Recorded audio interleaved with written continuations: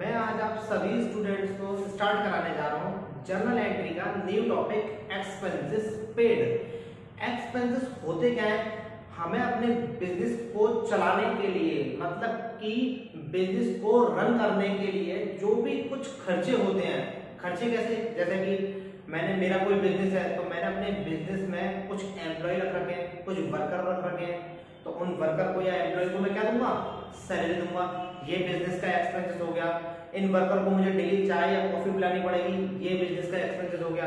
मुझे कुछ इंपोर्टेंट कागज होते हैं, इंपोर्टेंट पेपर होते हैं, उन पेपरों पे मुझे फोटो स्टेट वगैरह करानी होगी, ये इस बिजनेस का एक्सपेंसेस हो गया। तो जो बिजनेस के एक्सपेंसेस होते हैं उसका जर्नल एंट्री कैसे करते हैं ये मैं आज आपको समझाने वाला हूं। तो चलिए गाइस, बिना टाइम वेस्ट किए मैं समझाता हूं आपको। एक्सपेंसेस है आज का टॉपिक। ये एक्सपेंसेस जो बना है वो बना है किस पर? नॉमिनल अकाउंट पर। किस पर? Nominal account. नॉमिनल अकाउंट का रूल आपको मैंने बताया था बेटा, क्या होता है कि all expenses and loss debit. Nominal account का रूल होता है all expenses and loss debit, मतलब कि सभी खर्चे और हानि को डेबिट करो।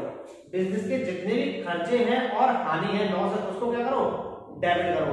जैसे कि फॉर एग्जांपल मैं किसी को सैलरी दूंगा, मैं किसी को, अगर मैंने अपने बिजनेस में रखा है किसी को, तो मैं सैलरी दूंगा, तो मेरे पास से पैसा आएगा या जाएगा? मेरे पास से अगर मैं किसी को पैसे दूंगा, सैलरी दूंगा, तो मेरे पास से पैसा जाएगा। तो जो चीज जाती है वो क्या होती है? क्रेडिट। मतलब कि कैश गया आपके पास है तो कैश तो क्रेडिट होगा। डेबिट क्या होगा? डेबिट का यहाँ पे क्या है? डेबिट। All expenses debit.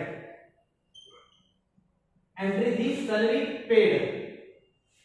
आपने सैलरी दी, सैलरी दी मतलब कि आपने पैसे दिए, तो पैसे तो गए आपके पास है, तो एंट्री क्या बनेगी? Salary account debit to cash account.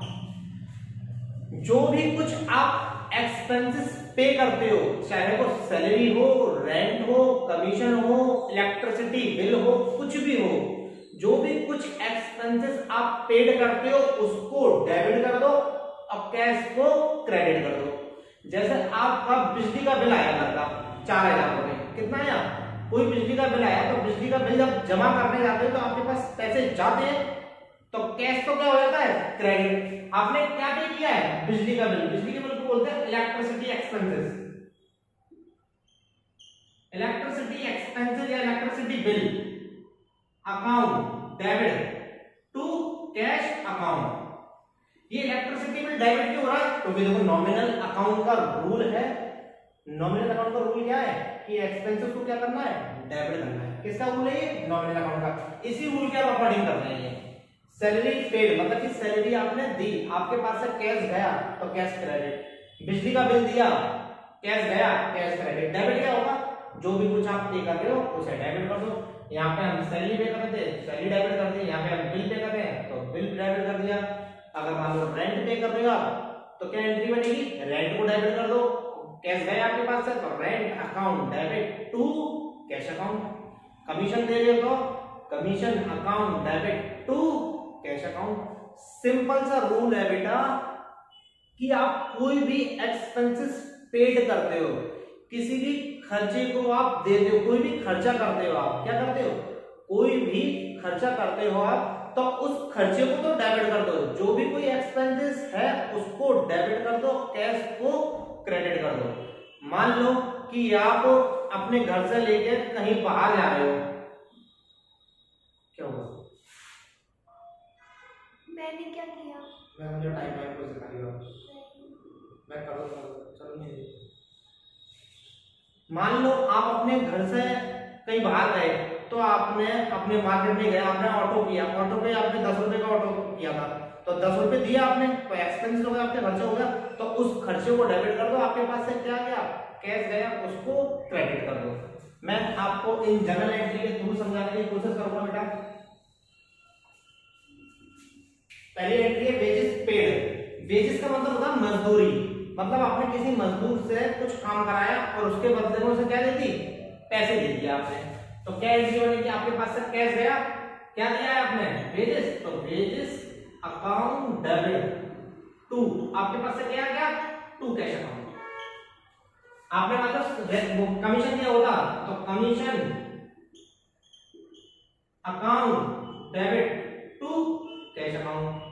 आपने मालूम कुछ और दिया था, कोई भी खर्चा हो, कोई भी खर्चा हो जिसमें क्या लिखा हो, पेड, कोई भी खर्चा हो जिसमें क्या लिखा हो, पेड लिखा हो, आपने दिया हो, उसमें जो भी खर्चा है उसको डेबिट कर दो, कैश को क्रेडिट कर दो। नेक्स्ट एंट्री है rent, rate and tax. Rent, rate and tax entry क्या होगी, इन सबको डेबिट कर दो, rent, rate and tax account debit to cash account.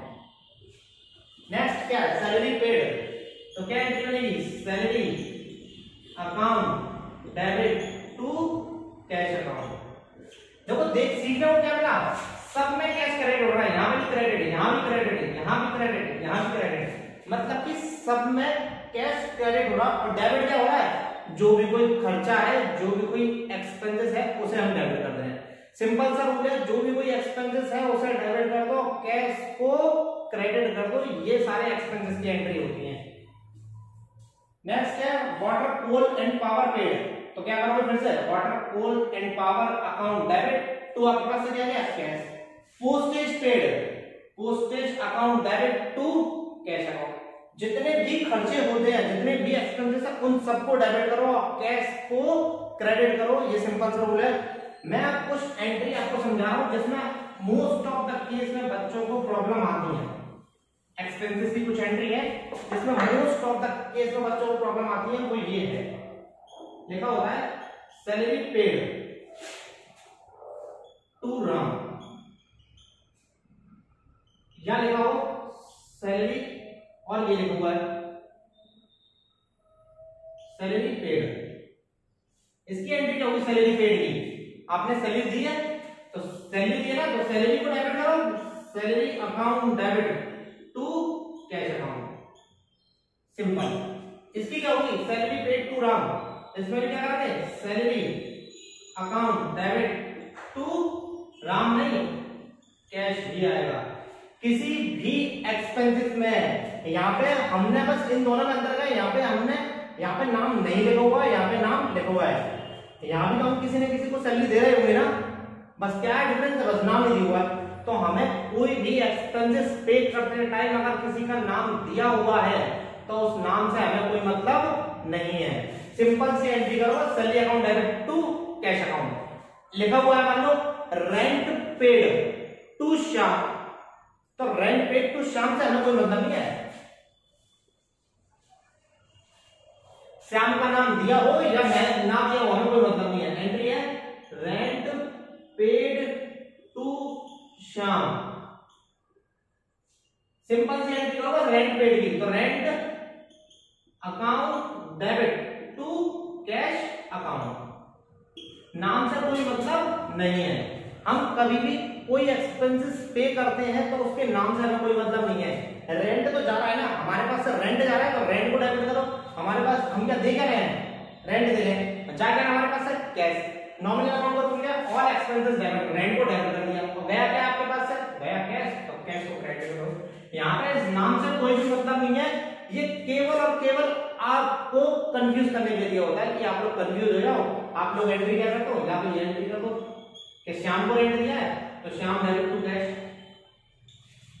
या फिर rent account debit to Shyam, जबकि ऐसी कोई भी एंट्री नहीं होगी। नाम दिया हो या नहीं दिया हो, हमें एंट्री क्या करनी है, ये rent account debit to cash account. Next entry हमारे ऐसे दी हुई है कमीशन, सिंपल लिखो पहले कमीशन पेड। क्या एंट्री करेंगे, कमीशन दिया मतलब आपके पास से पैसे गए, कमीशन अकाउंट डेबिट, क्योंकि सारे खर्चे डेबिट होते हैं इसलिए कमीशन को डेबिट कर दिया। टू आपके पास से क्या गया कैश, तो टू कैश अकाउंट, ये एंट्री कर दिया आपने। कोई डाउट? अब मान लो ये लिखा हुआ एंट्री में क्या, कमीशन पेड टू राम, ये लिखा हुआ पहले में लिखा हुआ कमीशन पेड, दूसरे में लिखा हुआ कमीशन पेड टू राम। दोनों में बेटा जनरल एंट्री एक ही होती है, मैंने बताया आपको कि नाम केवल किसके लिए दिया होता है, कंफ्यूज करने के लिए दिया होता है और किसी के लिए नहीं दिया होता है। नाम केवल कंफ्यूज करने के लिए दिया, नाम से हमें कोई मतलब नहीं है, हमें केवल एंट्री ये वाली पे करनी है, commission paid, commission account debit to cash account, commission account debit to cash account. नाम से हमें कोई भी मतलब नहीं है। ये बाकी की जितनी भी जनरल एंट्री है 6, 7, 8, 9, 10, ये एंट्री आप लोगों को मैं होमवर्क दे रहा हूं, आप मुझे कमेंट बॉक्स में बताइएगा कि इनकी एंट्री क्या होगी। आई होप कि मैंने जो समझाया वो वीडियो आपको जो भी मैंने टॉपिक समझाया वो आपको समझ आया होगा। प्लीज इस वीडियो को जल्द से जल्द देखो, आपका बिल्कुल बेसिक लेके चल रहा हूं मैं, जल्द से देखो, मेरी वीडियो को लाइक करो, शेयर करो और प्लीज जल्द से सब्सक्राइब कर दो मेरे चैनल को। मैं आप लोगों के लिए बहुत मेहनत कर रहा हूं, तो प्लीज आप इतना कर दीजिए मेरे लिए।